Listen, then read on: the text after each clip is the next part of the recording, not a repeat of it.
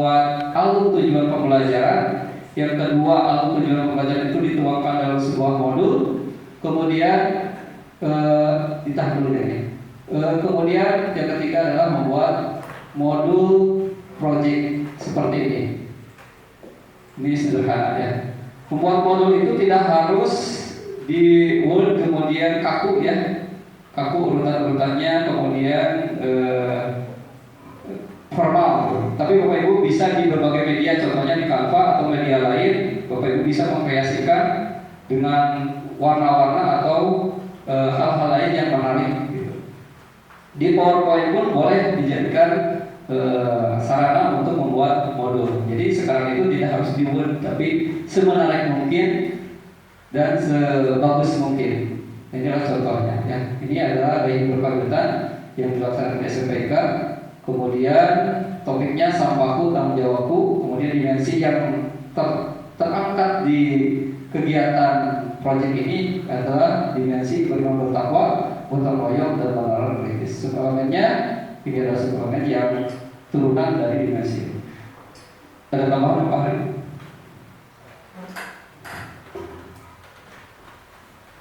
Silakan sambil buka classroom-nya sambil dikerjakan. Di situ juga saya untuk ATP itu juga sudah ada contohnya ya. Kemudian modul project juga sudah ada contohnya, boleh mengadaptasi, boleh buat sendiri.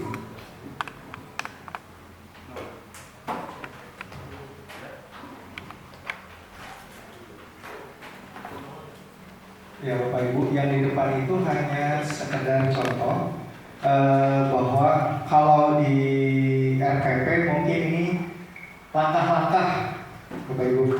Ini adalah langkah-langkah kegiatan. Tadi dijelaskan yang dari awal, kalau ini kan komponen inti ya. Tadi yang komponen identitas seperti biasa identitas. Kemudian setelah komponen umum identitas, ini masuk ke komponen inti. Ini adalah langkah-langkahnya. Di situ tertera yang harus ada di dalam langkah-langkahnya itu harus ada temanya apa, ditulis, topik, kemudian total jam dan segala macam, termasuk juga dimensi, elemen dan subelemen. Itu harus ditulis dan dijelaskan agar ketika membuat sebuah proyek itu tepat sasaran untuk anak-anak. Dan itu tahapannya itu terbagi jadi 4 tahapan.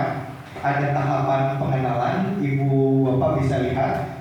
Kemudian ada tahapan kontekstualisasi, kemudian ada tahapan aksi, dan ada tahapan refleksi dan tindak lanjut. Itu ada nomor-nomor, itu adalah langkah-langkah per harinya anak-anak harus melakukan apa.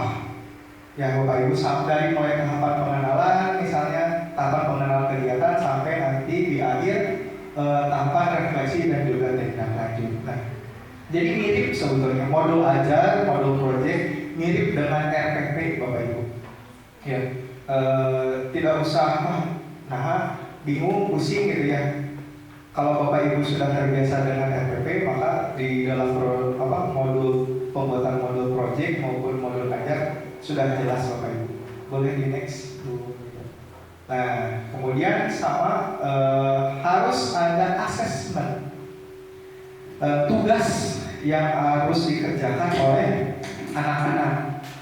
Assessment ini juga diadakannya harus tiap pelaksanaan proyek.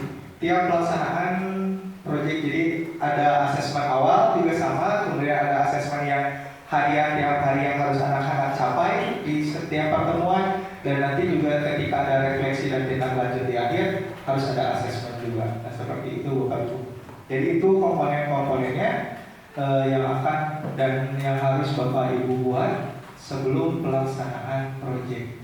Jadi tidak hanya seremonial saja proyek itu, tapi administrasinya pun tertib agar semuanya nanti ketika Bapak Ibu melaksanakan kurikulum merdeka sudah rapi seperti itu Bapak Ibu.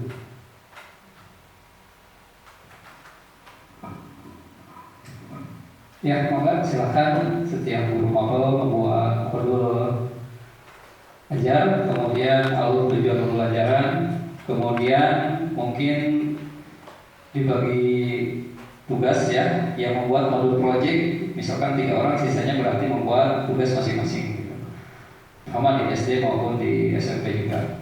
Untuk modul ajar, Bapak Ibu bisa buat sendiri, bisa mengadaptasi modul yang ada, atau bisa memodifikasi modul yang ada. Yang tidak boleh adalah merubah sekolahnya dan nama gurunya saja, itu yang tidak boleh. Ya, jadi Bapak Ibu silakan buat ATP-nya dulu, dari ATP baru tuangkan ke modul. Ya, boleh silahkan. Untuk yang kebagian modul project tidak usah mengerjakan tugas mapelnya masing-masing. Kenapa? Karena modul project juga tidak bisa dikerjakan oleh satu orang. Maka silakan di SMP yang modul project berapa orang, yang masing-masing silakan. Di SD juga sama. Silakan 1 jam lah, lumayan untuk membuat. Gak apa-apa karena di kurikulum mereka tidak menuntut salah benar, yang penting bagaimana kita berproses. Format-format yang kami kasihkan tidak baku. Sekali lagi, Bapak Ibu boleh membuat format sendiri yang sekiranya Bapak Ibu pahami. Di Classroom saya sudah kasih contoh terkait KTP. Untuk modulnya Bapak Ibu silakan bisa download di internet juga banyak, silakan modifikasi, adaptasi. Kemudian untuk modul project saya sudah kirimkan di Classroom, di situ boleh Bapak Ibu modifikasi juga. Silakan.